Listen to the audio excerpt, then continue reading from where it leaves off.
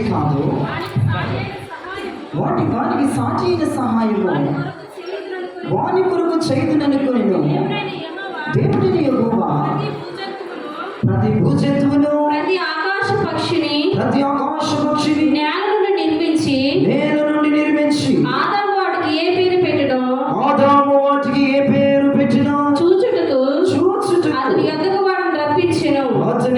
వాటిని రప్పించెను. జీవము గల ప్రతి దానికి ఆదాము ఏ పేరు పెట్టెనో ఆ పేరు దానికి కలిగెను. అప్పుడు ఆదాము సమస్త పశువులకును ఆకాశ పక్షులకును సమస్త భూజంతువులకును పేరు పెట్టెను. అయినను ఆదాముకు సాటి అయిన సహాయము అతనికి లేకపోయెను. అప్పుడు దేవుడైన యెహోవా ఆదామునకు గాఢ నిద్ర కలగచేసి అతడు నిద్రించినప్పుడు అతడు పక్కటెముకలో ఒక దాన్ని తీసి ఆ చోటును మాంసంతో పూడ్చివేసెను. తరువాత దేవుడైన యెహోవా తాను ఆదాము నుండి తీసిన పక్కటెముకను స్త్రీగా నిర్మించి ఆమెను ఆదాముని యొద్దకు తీసుకుని వచ్చెను. దేవునికి స్తోత్రం. ఎప్పుడు చేతుల పైకెత్తి హల్లెలూయా. దేవుడు చాలా జాగ్రత్తగా జ్ఞాపకం చేసుకోవాలి మాటలు. దేవుడు నరుడు ఒంటరిగా ఉండడం ఇష్టం లేక ఆయనకి సాటి అయిన సహాయం చేయాలని ఉద్దేశించి జతలుగా జంతువులు చేసేసి నేల నుండి ఆదాము వద్దకు పంపించిన వాడికి ఏ పేరు పెట్టిన అవే కలుగునని చెప్పేసి ఆదాము వద్దకు వెళ్ళినప్పుడు ఆదాము జీవం కలిగినటువంటి జంతువులకి ఏ పేరు పెట్టిన ఆ పేరే కలిగింది. అయినప్పటికీ దేవుడికి తృప్తి లేదు.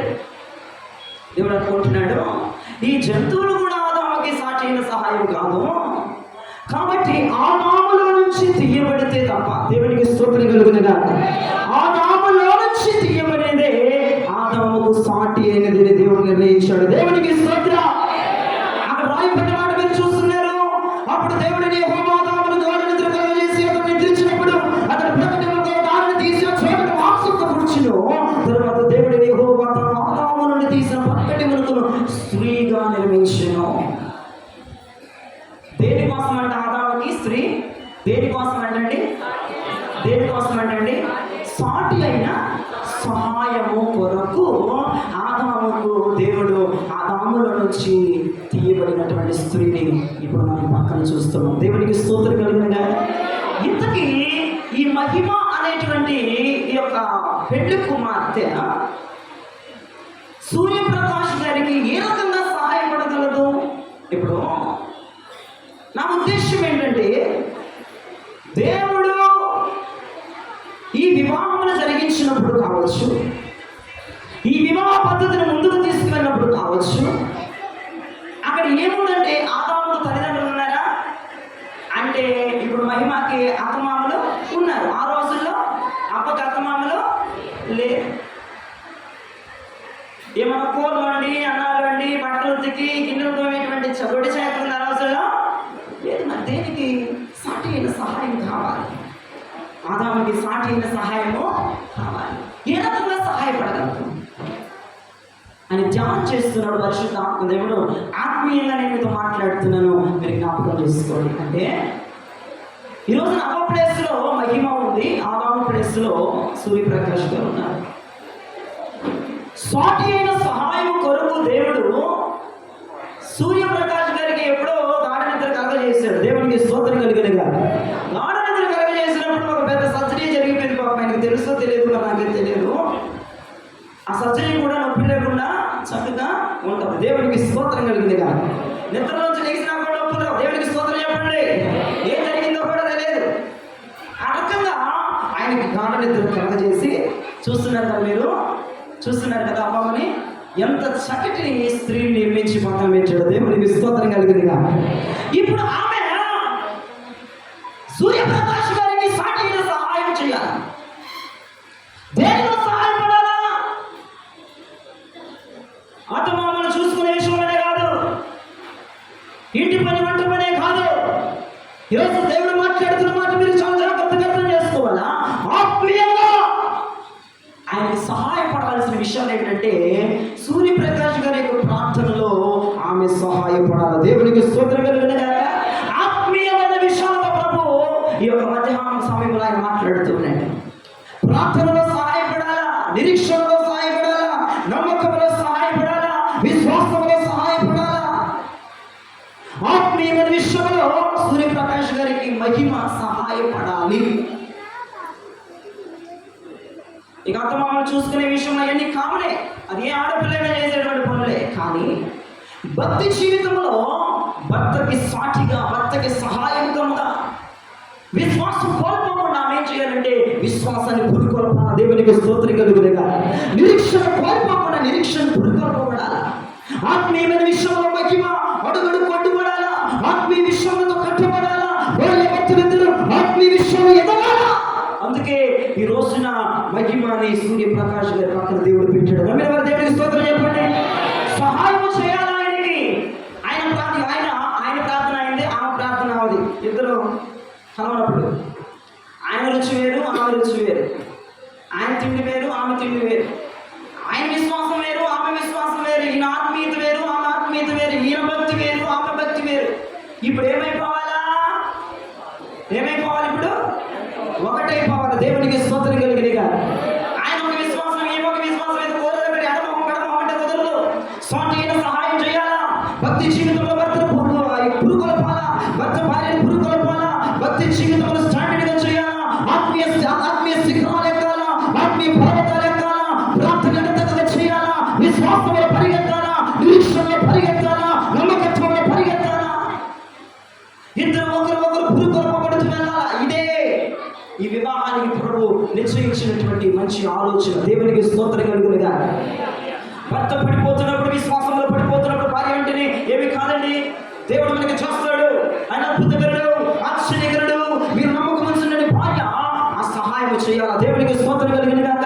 భార్య పడిపోతున్నప్పుడు ఏమైపోతున్నాయి పరిస్థితులు, అలా పొలమైపోతున్నాయి అన్నప్పుడు సూర్యప్రకాష్ గారు ఏమవుదు, ధైర్యంగా ఉండు, మన ప్రభు మన పక్షంలో ఉండాలని మీరు ఆత్మీయ విషయాల్లో ఒకరికొకరు సహాయం చేసుకోవాలి. గట్టిగా చెప్పుకొని ప్రభు నామమున కనపరచండి. ఇదొక సభలో మీరు ఆత్మీయ విషయాల్లో ఒకరికి ఒకరు సహాయపడుతూ ఉండాలా. భక్తి మాత్రం ఇద్దరు కూడా తగ్గించకూడదు. దేవునికి స్తోత్రం కలుగునుగాక. ఒక విషయం చెప్తాను.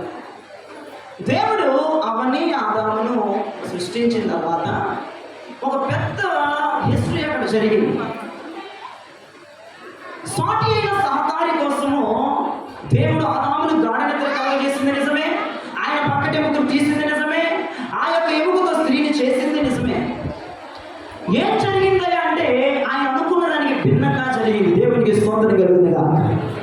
ఈమె భార్య స్థానంలో ఉన్నటువంటి ఈ మహిమ భర్త స్థానంలో ఉన్నటువంటి సూర్యప్రకాష్ గారికి సహాయపడుతూ ఉండాలి. ఇద్దరు ఇప్పుడు ఏక శరీరం అయిపోయారు. దేవునికి స్తోత్రం కలుగునుగాక.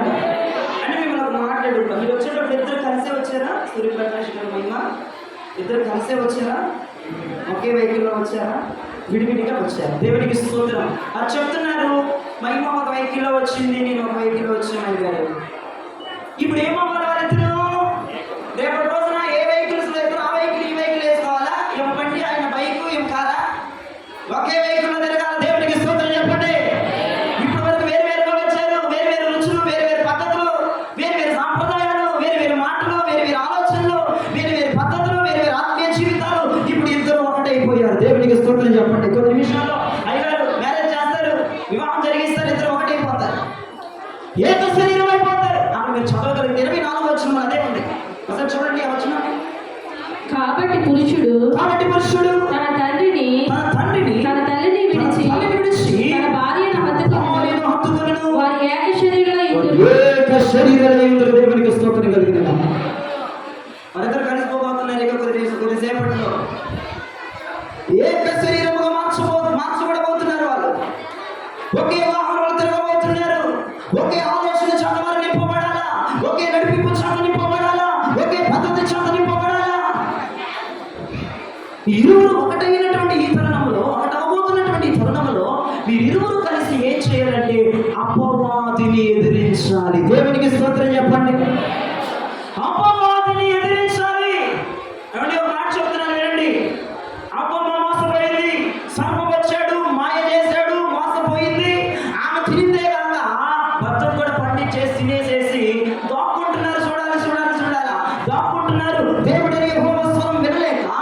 గంభీరమైన స్వరాన్ని తట్టుకోలేక చెట్ల చాటుకు వెళ్ళిపోయారు. చెట్ల చాటుకు దాక్కుంటున్నారు. ఆయన ఎదుటికి రావడానికి ఇష్టపడట్లేదు.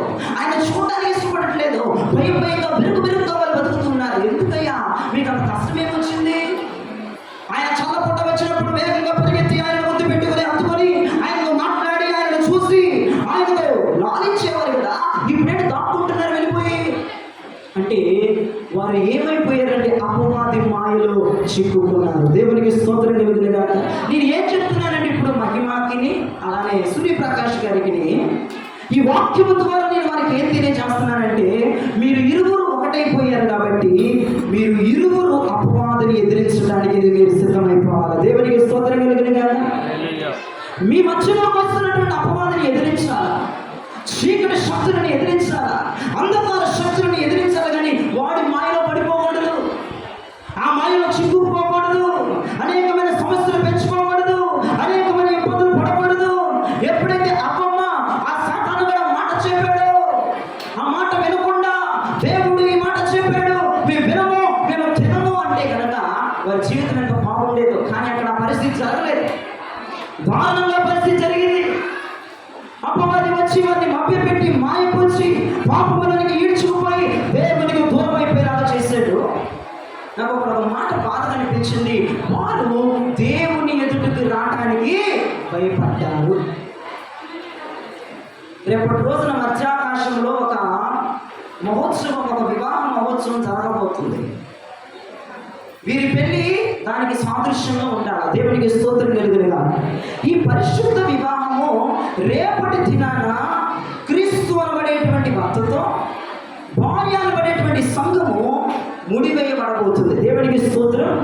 ఈ వివాహము ఆ వివాహానికి సాటిగా ధీటిగా జరుగుతుంది. రోజు ఇది వివాహం చూస్తున్నారు కదా, ఇది వివాహం ఎట్లుంటుందో అట్లాగనే ఆ వివాహం ఉంటుంది. చాలా జాగ్రత్తగా ఉండండి. దేవుని ఎదుటకు రావడానికి నీకు ఛాన్స్ లేకపోతే, దేవుని ఎదుట నిలబడడానికి అర్హత లేకపోతే, దేవుని ఎదుట నిలబడి ఆయనను చూడలేకపోతే ఇంకెందుకు మన భక్తి జీవితాలు? పాపము వారి జీవితంలో సంచరించింది. ఇప్పుడు నేను ఏం చెప్తున్నానంటే ఆ సాతానుని వీరి ఇరువురు ఒకటైపోయారు కాబట్టి వీరి పాదాలతో ఆ సాతానుని చెదరగొట్టాలి. దేవునికి స్తోత్రం కలుగునుగాక. వీరి ఇరువురు దేవుని ఎదుట ఎప్పుడు రోజు నిలబడాలి. దేవుని ప్రత్యక్షతను వారు చూడాలి. ఆయన ముఖ దర్శనాన్ని చూడాలి. ఆయన తేజస్సును చూడాలి. ఆయన మహిమను చూడాలి. ప్రతిరోజు అరుణోదయ దర్శనం వారు చేసుకోవాలి. ధైర్యంగా ప్రభు ఎదుటికి వెళ్ళే భక్తిని వారు కొనసాగించాలి. దేవునికి స్తోత్రం కలుగునుగాక. దేవుని ఎదుటికి రాని భక్తి, దేవుని ఎదుటికి తీసుకురాని భక్తి, దేవుని ఎదుటికి తీసుకురాని ఆత్మీయత, దేవుని ఎదుటికి తీసుకురాని పాటలు, దేవుని ఎదుటికి తీసుకురాని పరిశుద్ధత. ఎందుకు దాక్కుంటావా? దేవుడు వస్తుంటే పిలుస్తుంటే ఎక్కడో ఉంటావా? ఎక్కడో నిర్లక్ష్యంగా మాట్లాడతావా? రోజు ఆయన దగ్గరకు వచ్చేవాడు కదయ్యా, ఆయన ముద్దు పెట్టుకునేవాడు కదయ్యా, ఆయన చూస్తే ఆగేవాడు కాదు కదయ్యా మీ ఇద్దరు కూడా. ఇప్పుడేంటి ఆయన పిలిచినా రావట్లేదు? ఏదో తేడా జరిగింది. అపవాది కాళ్ళ కింద ఉండవలసిన అపవాదిని మెడలకు ఎక్కించుకున్నారు, భుజాలకు ఎక్కించుకున్నారు. వారి జీవితంలో దేవుని ఎదుటిగా రాకుండా వారి జీవితం అయిపోయిందంటే ఈ రోజున వీరికి నేను ఒకటే చెప్తున్నాను, మీరు ఇరువురు కూడా మీ జీవితంలో అపవాదిని రానివ్వకుండా ఒకరికొకరు సహాయపడాలి. దేవునికి స్తోత్రం చెప్పండి. అపవాది మీరు జీవితంలోనికి రాకూడదు. మీరు దాంపత్య జీవితంలో వారు చొరపడకూడదు.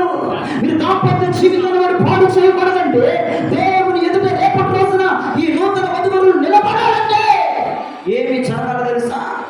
ఆయన చెప్పిన మాటే మీరు ఇరువురు వినాలి. దేవునికి స్తోత్రం కలిగింది.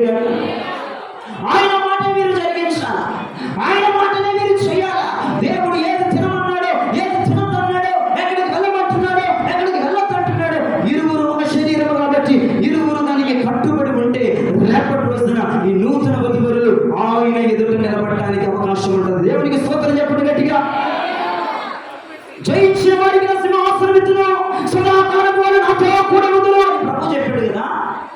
ఆయన ముందర నిలబడాలంటే మనం ఇదిగో మీకు కూడా చెప్తున్నాను వినండి. పెళ్ళైన వారికి, పెళ్లి కాబోతున్న వారికి కూడా చాలా జాగ్రత్తగా వినాలి. ఆయన ముందు నిలబడాలంటే ఆయన ఏమి చెప్పుచున్నాడో అది మనం చేయాలి. దేవునికి స్తోత్రం కలుగునుగా. నీ భక్తి నీకు ధైర్యం పుట్టించదా అన్న మాట యోగులలో ఉంటుంది. మనం భక్తి చేస్తున్నాం అనే భయం, పాపం, కదండి. అపవాదిని, సర్పాన్ని మన జీవితంలోనికి ఆహ్వానించుకొని ఆయన చెప్పిన మాట ఎడమకం పెడమకం పెట్టి ఈ అపవాది చెప్పిన మాట చక్కగా నెరవేరుస్తూ దేవుని ఎదుటికి రేపటి రోజున కొన్నెత్తని భాగ్యం లేకుండా ఆయన ఎదుటి నిలబడటానికి అర్హత లేకుండా జీవిస్తున్న ప్రజలు మనం అందరం కూడా రేపటి రోజున మధ్యాకాశంలో వేవేల దూతల మధ్య లెక్క ప్రజల మధ్య సంఘం ఒక భారీగా ఆ వరుడికి జత చేయబడుతుంది కదా. ఆ వరుడి దగ్గర నిలబడాలంటే, ఆ దేశోమయుడి దగ్గర నిలబడాలంటే, ఆ రక్తవరుడి దగ్గర నిలబడాలంటే, ఆ 10,000లో అతి సుందరుడైన దేవుడి దగ్గర మనం నిలబడాలంటే, ఆ వివాహంలో మనం ఒక భారీగా తయారు చేయబడాలంటే, సిద్ధపరచబడాలంటే ఆయన మాట తూచా తప్పకుండా మనం నెరవేర్చాలి. దేవునికి స్తోత్రం చెప్పగలుగుతారా? ప్రతి మాట మనం చేయాలా? బైబిల్ గ్రంథంలో ఏ మాట అయితే మనం మాట్లాడుతున్నాడో దానిని చేయడానికి మనం ఇష్టపడాలి. నామకార్థ భక్తి, నామకార్థ క్రైస్తవులు ఏదో వెళ్ళాము, విన్నాము, వచ్చేసాము, అయిపోయింది మన జీవితం. ఇక మన లైఫ్ మనదే, మన మాటలు మనదే, మన ఎంజాయ్మెంట్ మనదే, మన ముచ్చట్లు మనమే, మన తిరుగుడు మనదే, ఇక మన బంధువులు మనమే, మన సాంప్రదాయాలు మనమే. ఆయన మాట పట్టించుకోరు. చర్చిలో ఉన్నంత వరకే, చర్చిలో ఉన్నంత వరకే. ఇక బయటికి వెళ్ళామంటే ఆ మాట ఏంటో నువ్వేం నేర్చుకున్నావు కూడా చెప్పలేని దురస్థితిలో మనం ఉన్నాం. కాబట్టి మర్చిపోవద్దు, ఇక్కడ ఉన్న ప్రతి జనం కూడా రేపటి రోజున క్రీస్తుకు వివాహము చేయబడాలంటే మనం ఒక భార్యలుగా, మనం వధువులుగా ఆయన ఎదుట మధ్యాకాశంలో మనం నిలబడాలి. దేవునికి స్తోత్రం చెప్పగలుగుతారా? మరి ఆయన దగ్గర నిలబడాలంటే ఇప్పుడు మనం ఏం చేయాలి? ఆయన మాటకి లోబడాలి. దేవునికి స్తోత్రం చెప్పండి. ఆయన మాటకి లోబడాలా? చెప్పింది చేయాలా? ఇక మనం చేయండి, మా బాగా ఇబ్బందిగా మాట్లాడుతున్నారు ఏదో, అమ్మో అట్లా ఆ వాక్యం ఏం చేయమండి, అట్లా చేస్తాం, ఏదో రాతలో రాయొచ్చు కానీ క్రియలో ఎట్లా పెడతాం, ఏదో వింటానికి వింటాం కానీ క్రియలో ఎట్లా పెట్టగలము? వాళ్ళు ఊరుకోరు, వీళ్ళు ఊరుకోరు, వెనకాల ముందరు వాళ్ళతో మీకు అవసరం అమ్మా.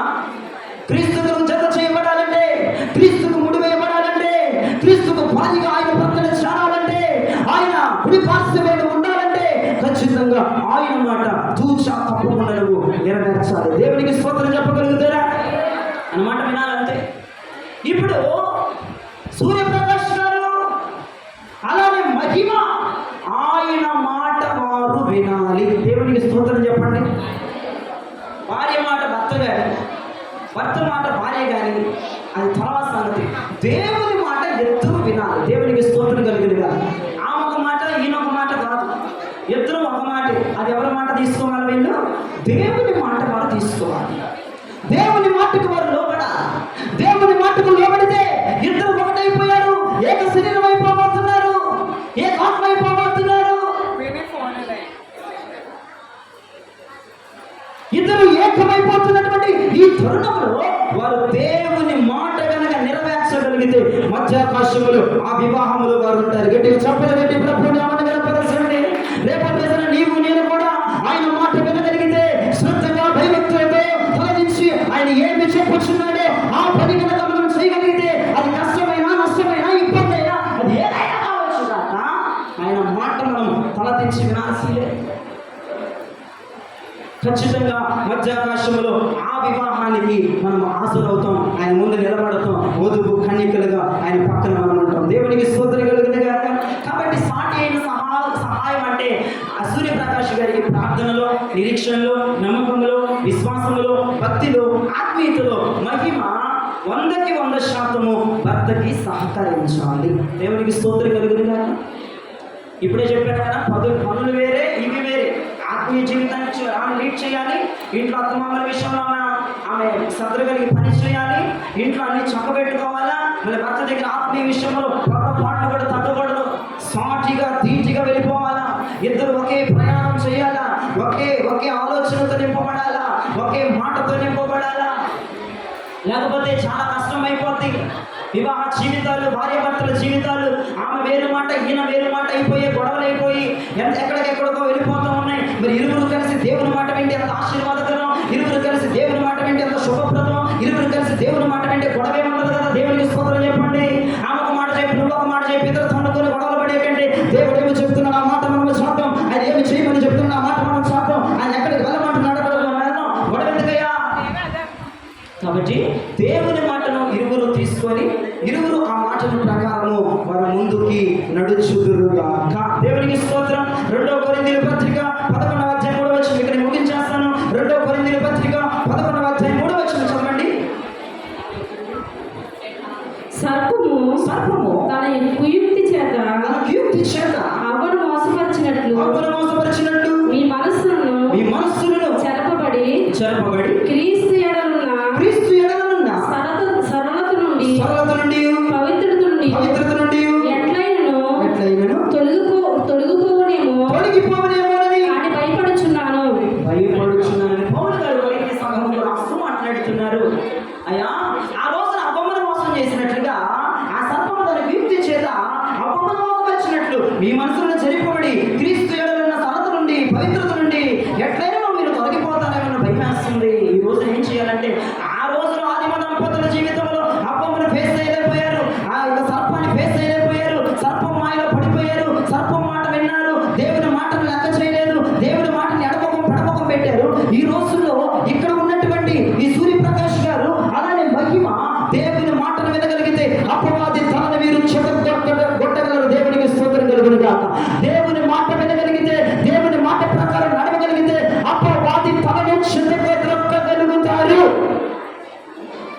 వీరిద్దరూ జత చేయబడతాం. ఎందుకంటే దురాత్మ సమూహాలతో పోరాడాలి. దేవునికి స్తోత్రం కలుగును గాక. ఆయన ఒక్కడే పోరాడాడు. ఆ ఒక్కదే పోరాడింది ఇన్ని రోజులు, ఇన్ని నెలలు, ఇన్ని సంవత్సరాలు.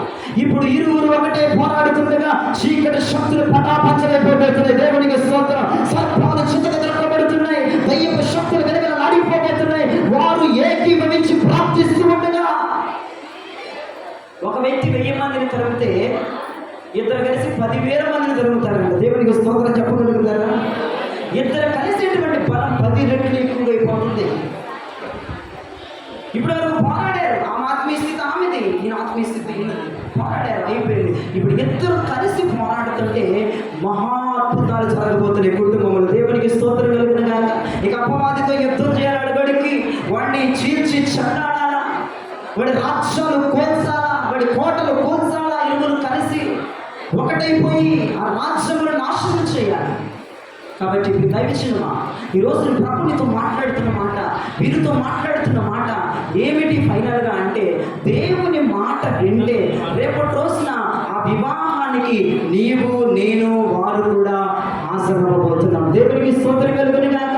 వీరిరువురు ఏకమైపోయి ఏం చేయాలి? ఇప్పుడు ప్రార్థనలో ఒకటైపోవాలా, విశ్వాసంలో ఒకటైపోవాలా, భక్తిలో ఒకటైపోవాలా, ఆత్మీయతలో ఒకటైపోవాలా. ఇద్దరు కలిసే చేయాలా, వేరువేరుగా చేయడం కుదరదు. ఇద్దరు కలిసే ప్రార్థన చేయాలా, వేరువేరుగా చేస్తే కుదరదు. ఇద్దరు కలిసి అపవాదిని ఎదిరించాలా, ఇద్దరు కలిసి అపవాదిని త్రొక్కాలా, ఇద్దరు కలిసి వాడి కుతంత్రాలు కుట్రలు నాశనం చేయాలా. అప్పుడు ప్రభుకి మహిమకరంగా ఉంటుంది. దేవునికి స్తోత్రం కలుగును గాక. ఇక చివరిగా కొన్ని మాటలు వారితో మాట్లాడి ముగించేస్తాను. చాలా జాగ్రత్తగా వినండి. ఈ రోజున మహిమ భర్త మాటకు లోబడాలి. దేవునికి స్తోత్రం చెప్పండి. భర్త ఏమి చెప్తే అది ఆమె వినాలి. కాదు కూడదు, మాది పద్ధతులు కాదు, మరి రుసులు కాదు, మరి టేస్ట్ కాదు, మరి సాంప్రదాయం కాదు, కుదరదు మహిమకి. ఆయన ఏం చెప్తే నువ్వు దానికి లోబడిపోవాలంతే. ఏమండి, మీరు ఏం చెప్తే అదే నాకు మహాప్రసాదం అండి. మీరు ఏం చెప్తే అది మీ మాటే. చెప్పండి, మీ మాటే. భార్య చెప్పట్లేదంటే ఏదో ఉంది ఇక్కడ. మీరు అట్లా అన్నట్టుండదు కదా, భర్తలు అన్నారేమో మీ మాటే మా మాట భార్య దగ్గరికి వచ్చి. అట్లా తయారైపోయింది రండి సమాజం. ఈరోజున వాక్యంలో పరిశుద్ధాత్ముడు క్లుప్తంగా మాట్లాడుతున్నారు. ఈ మహిమకి ఇప్పుడు శిరస్సు ఎవరు? చెప్పండి, శిరస్సు ఎవరు? సూర్యప్రకాష్ గారు ఇప్పుడు శిరస్సు. ఈయనకి ఇప్పుడు తల లేదు. అర్థమవుతుందా? ఈ తల ఎవరు పెట్టబడింది? గట్టిగా చెప్పండి, ఎవరు పెట్టబడింది? మహిమకి పెట్టబడింది. ఇప్పుడు సూర్యప్రకాష్ గారు ఎలా ఆలోచించారు మహిమ? చెప్పండి. అలానే ఆలోచించాలి. అర్థమవుతుందా? సూర్యప్రకాష్ గారు ఎలా ప్రయాణం చేస్తాడో, ఎలా ఆత్మీయ జీవితంలో కొనసాగుతాడో అలానే మహిమ కొనసాగాలి. ఇప్పుడు ఈయన తలకాయ ఆమె ఉంది కాబట్టి ఈయన ఏమి ఇష్టపడతాడో ఆమె కూడా అదే ఇష్టపడాలి.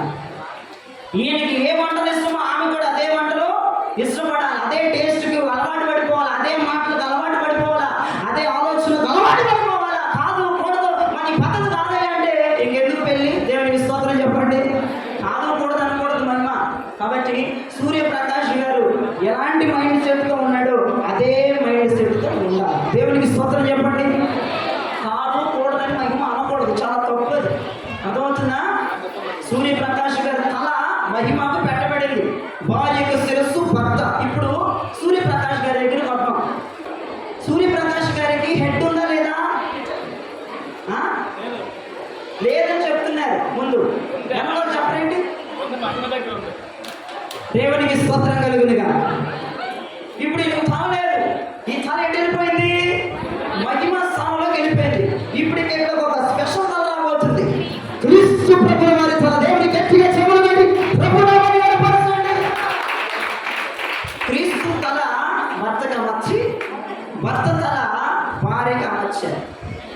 ఇప్పుడు ఎలా లింక్ అయిందంటే, దేవుడు ఎలా ఆలోచిస్తాడు సూర్యప్రకాష్ గారు అలానే చెప్పాలి. అలానే దేవుడు ఎటువంటి పరిశుద్ధతతో ఉంటాడు సూర్యప్రకాష్ గారు అదే పరిశుద్ధతతో, అదే తలాంతులతో, అదే విశ్వాసముతో, అదే రోషముతో ఉండాలా.